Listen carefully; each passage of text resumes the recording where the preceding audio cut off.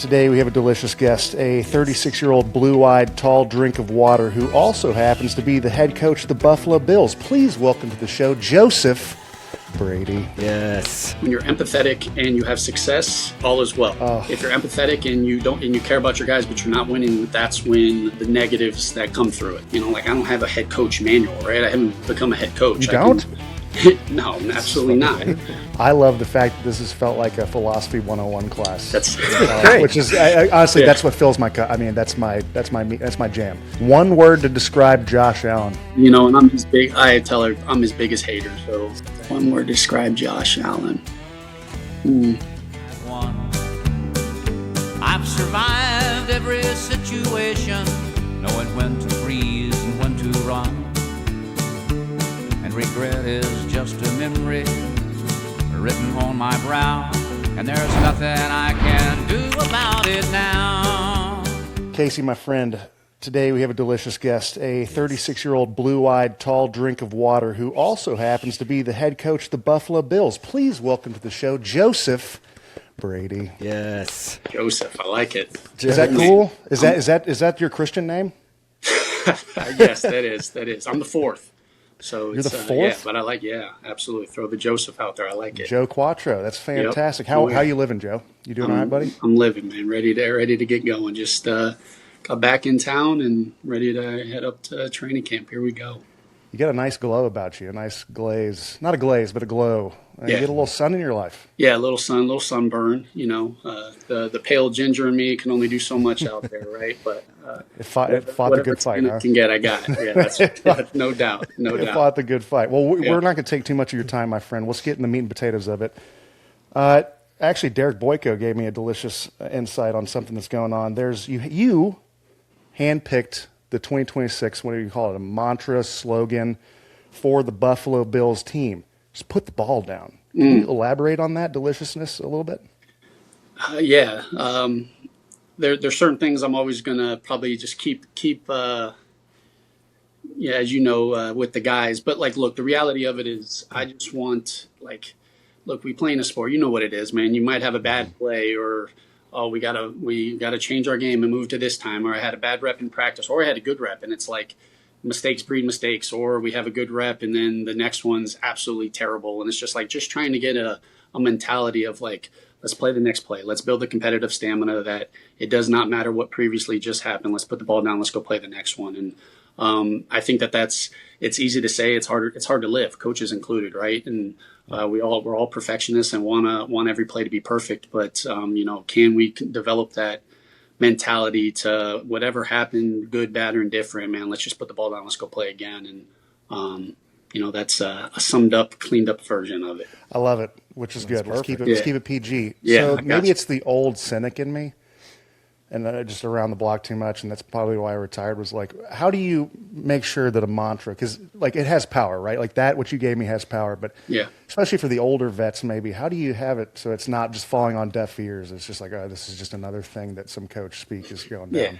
No, it's tough, right? And that's part of the thing that I have to spend a lot of time with and try to be intentional about. Look, how are we going about it, right? If I just say it once and it's hey, this is what we're going to do, and you never back it up, or you don't consistently remind people or show the good, show the bad. I think it loses value, right? And so I think there's so many opportunities. It's such an easy thing to point to, right? We can go out and practice, and it can be a second down play, and a DB gets a stop, man, and he's doing all the celebration. I love it. And then it gets a third down, and then he gives up the first down, completion. And it's look, man, were you able to put the ball down and go play again, right? And showing, there's so many situations of, with the vets. Look, there's times where, we did it in OTAs, we were in training camp, in the middle of a team period, let's blow a whistle and we're switching up. So we got Mitch Morse running back to the, thinking, hey, his rack's over and he's got a nice 6-play rack before I got to get going, and boom, I blow it, and here we go. We're out there, and it's we don't pick and choose. We want to compete. Just put the ball down. So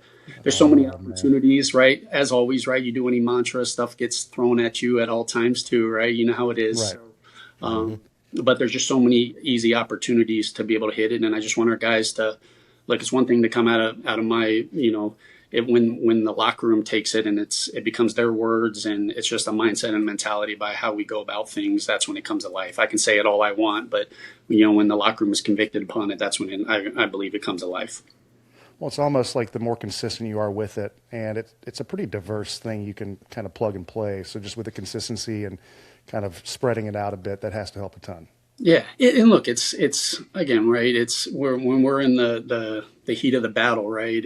You're not sitting there and that's all you're thinking about, right? Like, I'm understanding of it, but it's more of just the mentality through as we go through things, right? There's ups and downs, and you don't want to live in that world, but it's just a reminder, and I think we all just need those reminders of things. And fortunately, in the game of football, we're not by ourselves. So hey, I don't need to dwell on the past because I got 10 other guys that are going to be with me on the next one. So a lot of opportunities, and I'm excited for that conviction for those guys to kind of take it to life this year.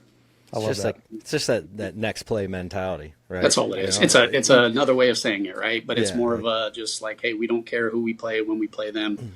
They got to play us, and we'll put the ball down and be ready to go.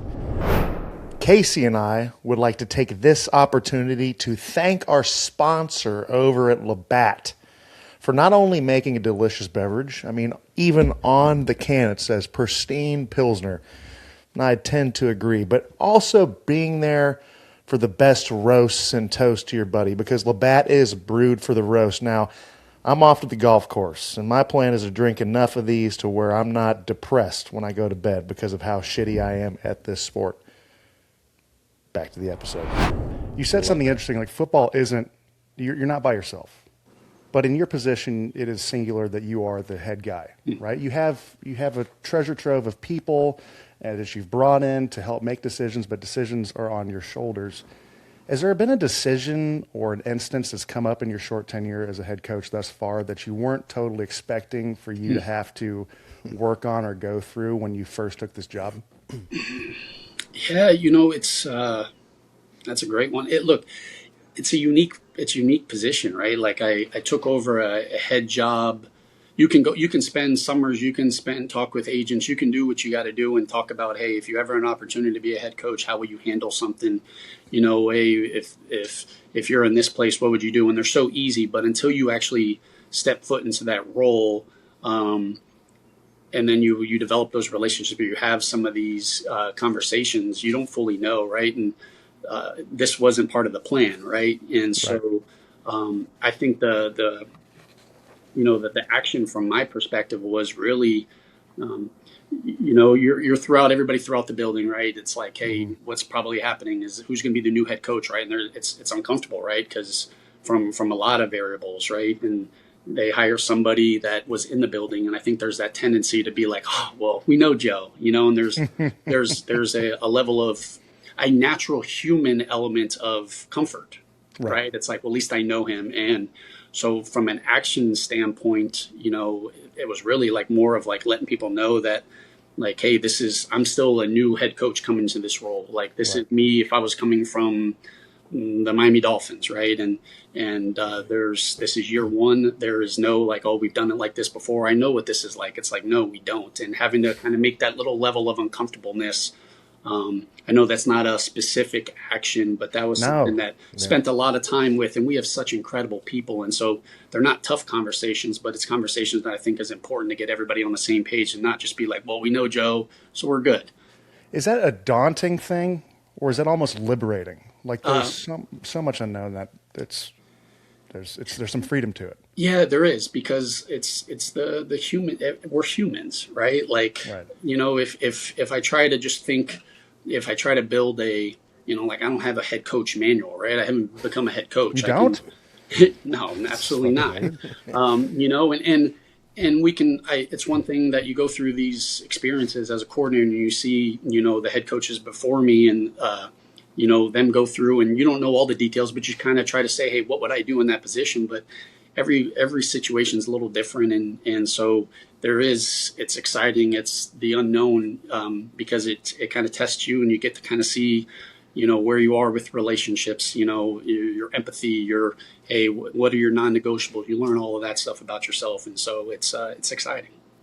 Well, a good segue into that, and I'm glad you mentioned that, but you have, they said the NFL is kind of a copycat league in a way, and you've worked under gosh, let me think. James Franklin, Sean Payton, Matt Roll, Ed Ogeron. Don't let me forget Jimmy Laycock, Oh, right?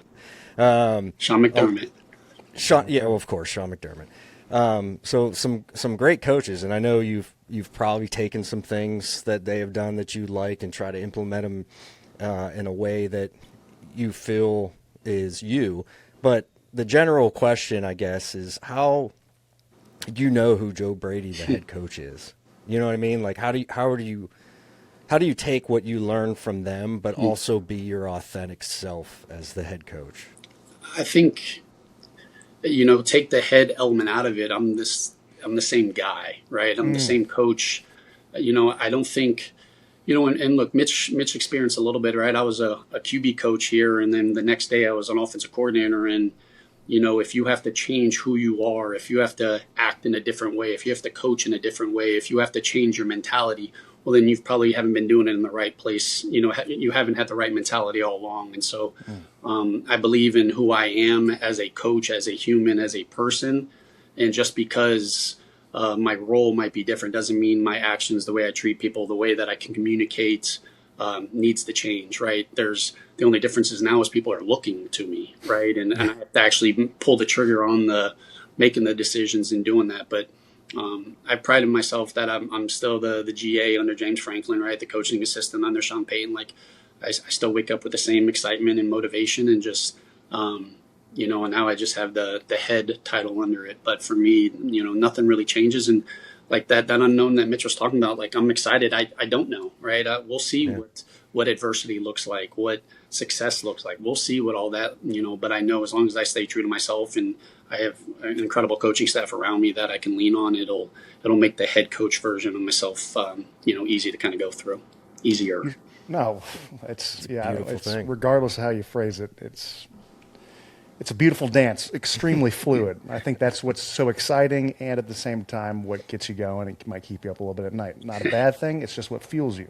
You said something interesting about what success and what adversity looks like, and how that might also be fluid.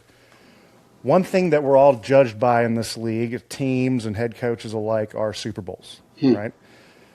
Let's remove that for an instance, all right? Just for a moment, let's remove that. Let's say Joe Brady is looking on this season in February, right, after the Super Bowl, regardless of how it goes down. Excluding a Super Bowl, what would you like to see? What would you have to see for this team, to feel like you have something real? Well, I think the real element is a hard thing to define, right? But I think fluid in itself. Yeah, no, and everything, right? But take the wins out of it, take the ultimate out of it. I think the guys played their best football under me, and we had a very connected football team. And I think when you watch the way that we play, do we look like we're playing for one another, or do we look like we're just playing football? Like, what does a silent tape look like? What does it look like when a ball carrier is on the ground? Are we running to chase them out? What does it look like when someone goes out of bounds on their sideline? Do we have guys running to make sure that they're not by themselves on the sideline? Like, what does the energy look like when we make a big play on the sidelines? Like, all of those things, do we look like we're a connected football team? And I believe if you're a connected football team, you play for one another, you love one another, the ultimate prize and everything like that, will hopefully take care of itself. 100%. A lot more to it, but in a very general thought. You're answering these questions, and I'm like, of course, there's no way to put a finite answer on any of this, because that's what makes football so, like the silent film thing. Like, what makes the silent film stand out? I can't explain it to people. 100%. But when you see it, you know it. You see it, You see it, and you can. There's nothing that drives a coach crazier than when he just puts on, like, after every game. I go home and I watch the TV copy of our game, and I just watch it on mute. And nothing drives me more crazy when I'm just like, man, I just don't like the way that we came. I don't like that. But it's like those are the things that I can control. Even I'm not the one doing it, but it's like I'm allowing that. Or like, man, I loved how this guy, like the way that he played, and so those are the things, the silent tape, it's hard to put into words, but everybody, like people that play and that know, they can notice it. And 100%. I'm very prideful over it. And people that know that, to your point, that is the recipe for success. Mm-hmm. So you get those things right, and you get your team involved in doing that, and I mean, your path to success just writes itself. Right. And look, I didn't do football this offseason, and I know that sounds crazy, but like I've been the offensive coordinator. It was important for me to just not be the offensive coordinator, right? I'm the head coach now. And so it was so important this offseason to spend time, talking and communicating and pointing out all of those things. Because if we skip the steps, if we skip that foundation, we're just assuming that we know what it looks like. And, and I think that's important. And so you can't be a connected team if you don't talk about it. You can't communicate if you don't talk about it or compete. You have to, it goes back to the mantra. Like, you can't just say things. If it's important, you show examples, praise it when it's not, get on it praise it when it is and get on it when it's not. And, then that's when the guys that are on your locker room take it and roll with it. So I didn't mean to cut you off there. No, Casey, he's good. I mean, he weaved back the original one with this answer. Brought back the mantra. My last question before hopefully we can get into just some quick fire fun ones. Love it.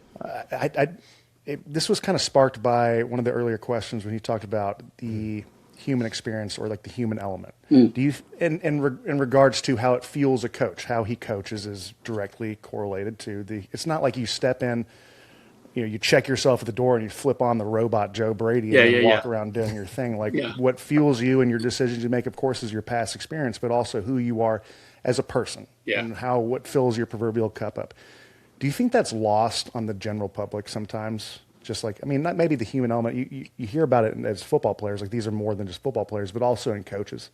Oh, absolutely. Look, I think the term nowadays, and look, I'm a product of it, but nowadays I feel like everyone puts a hard line on like a player's coach and not a player's coach. And I don't know what that means, right? I don't know what that means. Like to me, some of the definition is, you're a player's coach, you're soft, you let the players run you, and you have no control, you're not stern. And if you're not a player's coach, it's because you don't care about the players. This is my way or the highway, and you're going with it, right? And so there's no damned if you do, damned if you don't. Yeah, for sure, right? And so, but I think it's the art of empathy and caring about your guys and really understanding what makes them tick. And I think that allows you to.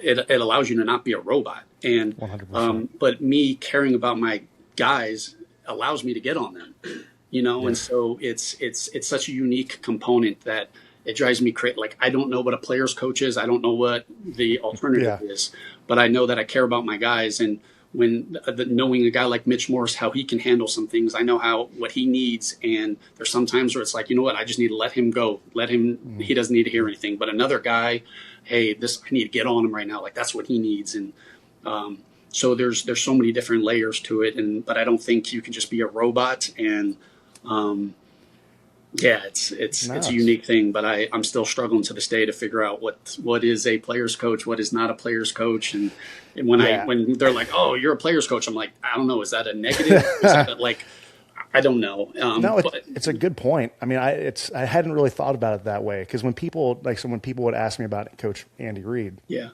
it's hard to, because like he's empathetic, but at the same time, that's what gives him the ability to dog you or pull the reins back, or just weird how empathy can lead to being able to get after someone a little bit more, and still have someone be like, no, that's just him caring because you took the time. That's it. Right. And usually what it comes down to is when you're empathetic and you have success, all is well, right? If you're empathetic and you care about your guys, but you're not winning, that's when the negatives that come through it. So 100%. There's a fine line, and look, it's and that's what I like. You like the adversity, you like the when the hard, like, that's what I enjoy about the coaching is the hard, with it. But I think that's all part of it. And, I'm still chasing a better version of it. And if that makes me more of a player's coach, then I'm a player's coach. And if it makes me further away from it, then I'm further away from it. But like Casey was saying, I'm still trying to figure out Joe Brady, the head coach, but I'm somewhere in one of those things. But I mean, I think a lot of it too involves in trust, like if the guys trust you, the empathy, and also getting on their ass when they're wrong. If they believe in the process and believe in you and believe in the teammates, they'll go leaps and bounds above and beyond of what you ask of them, and that's, to your point, I guess. Is that a player's coach? I don't know, and I agree with you, but I don't think there's a really definitive definition of what a player's coach is. No, I know. It's like, the players like me, but I'm in it with them. Like, no doubt, 100%. Call it what you want. I'm in it with them. Like, I'll stand in front of the room when I make a mistake. It can't be one of those where it's like, hey, we missed this block, but when I had a bad play call, all is well. Let's keep it moving. Like, I'm gonna make mistakes, and I'm gonna show accountability and vulnerability with it. And damned if I do, damned if I don't. Right? If I'm gonna be myself and roll with it, and I believe players play for that. And but as long as they know that I care about them and I want them to play their best football, this isn't about Joe Brady. It's about them. And when we have success, it's because of them. When we don't, it's because of me. And that comes with the title. And I love that. I love the fact that this has felt like a philosophy 101 class. That's great. Which is honestly, that's what fills my cup. I mean, that's my jam. Oh, so let's remove ourselves, put the textbooks away, zip it up, and we'll just do some quick rapid fire, get you out. Ooh, love it. All right, you ready? Joe Brady. Is this football questions? Yeah, it's football questions. Okay, good. Yeah. Hardest defense you've ever had to game plan for? Ooh. All right. Ooh. Couple just went straight to my mind, but there's probably some schemes that will probably go against this year. So I'm going to be careful about answering that one. Well, we have other questions. Yeah, so you don't want to work. Players are the hardest thing. All right, let's go players. Let's go players. Some of them we play this year. Let's go next question. No, okay. But in all honesty, Mitch, some of the easiest defenses to go against are the hardest to go against. Yeah, like they're the easiest to game plan against, but they're the hardest to go against because of who they got, or the defenses do a really good job of knowing what some of the hardest defenses to actually game plan against are the easiest to play against. Like there's so many nuances, and that I think the game's in a good place because I do think every week, man, the defensive coaches just continue to challenge you. So, but there's definitely some that come to mind, and some that we'll definitely play this year, and it's exciting. Who's one current Bills player who'd make the best coach someday? Ooh, current Bills player, Shane Buechele. Shane's so. Yeah, Shane's an absolute stud. He's good, man. He's good. Absolute stud. Dawson Knox did come to my mind as well. Probably David Edwards, if Dave. Love Dave, but yeah, $65 million Shane right man. now. Shane's if he ever decides to get into coaching, and he obviously has a lot of years playing still. But if he ever gets into coaching, he's going to absolutely do this because he's an absolute stud. Yeah, I agree. He's just a good dude. Good answer. He's just easy to rally behind, man. I'd rally behind Shane. Kidding me? No question. As long as he's got a kick-ass mantra, like put the ball down. Okay, last question. You ready? One word to describe Josh Allen. One word to describe Josh Allen. Bitch. Generational. Ooh, I like that. And I'm his big. I tell her I'm his biggest hater. So it's 5 syllables right there. All of that out, but no, he's generational. He really is. I get the compliments from him. Yeah, that's a beautiful thing. Okay, one more. One more. No way. One word to describe. No, don't do it. Mitch Morse. Oh. Delusional. Oh man, Don't, dude. Please, maybe this will come across because the first I have two that came to me, and it was selfless and probably dependable. But I just remember every Wednesday practice, like Mitch coming out, and it's just like we're doing QB center exchange, and it's just like the body just can't move, and he's just like, I'm out here and I'm rolling. Like you were going to have to drag this guy off the field, off the practice field, no matter what. And so you knew there was one certainty: it was Mitch Morse was going to be out there, and that's why he was our leader, and that's why we love him when we miss him. I said I didn't want you to do that, Casey, but that was so sweet. I like it. We got a Mitch Morse question. Yeah, I like. Yeah, the we Mitch did, Morse question. which I like to burn Yeah. when I see them. It's all about love languages. What fills your cup up? Mine, as always, positive affirmations. Yeah. But I am who I am. And Joe Brady, you are who you are, which makes you special and unique and galvanizing, and people love you, and we love you. Thank you so much for taking the time, Joe. I appreciate you guys. Appreciate you guys. Love you, Mitch. Great talking to you. Joseph Brady the fourth. Joseph Brady the fourth. That's huge news. That's breaking news. I can't wait. God bless you, man. Be good. Thanks, Joe. See you. Love you, Joe.